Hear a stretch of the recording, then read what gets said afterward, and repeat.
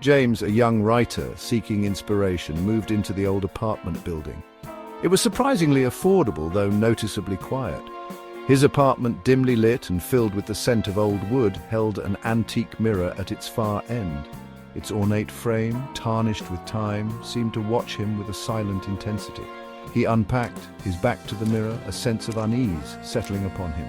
He tried to shake off the feeling, attributing it to the strangeness of the new place. He glanced at the mirror. His reflection stared back, a perfect mimicry. He turned away, a shiver crawling down his spine. It was just his imagination, he told himself, the play of shadows in a new environment. Days turned into weeks, and the unease lingered. The mirror, ever present in the dimly lit apartment, seemed to draw his gaze. One evening, while working on his manuscript, James paused, feeling a prickle on the back of his neck. He looked at the mirror. His reflection was there. But something was off. He raised his hand to his face, his reflection mimicking the movement, but as he lowered his hand, he swore he saw his reflection hesitate, a subtle delay in its response. He blinked, his heart pounding against his ribs. The discrepancy was gone. He chuckled nervously, attributing it to fatigue. The mirror remained, silent and watchful.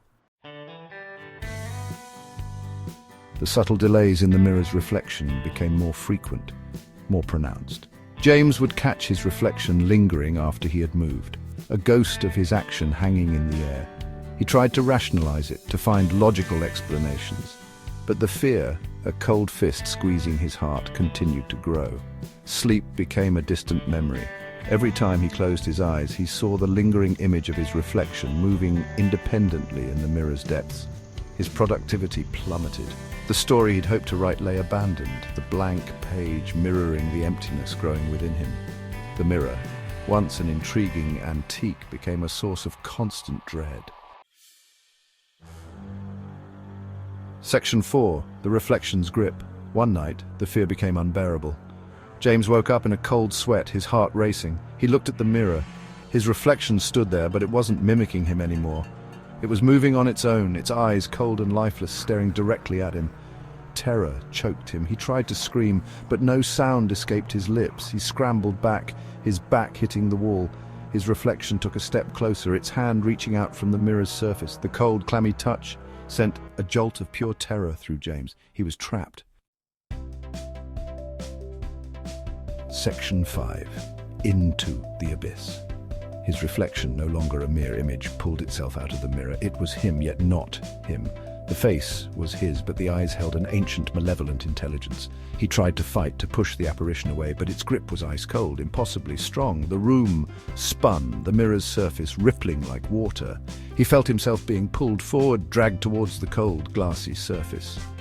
His fingers clawed at the ornate frame, but the grip was relentless. With a final, heart-stopping pull, he was gone, sucked into the mirror's depths. The mirror, now empty, reflected the dimly lit room once more.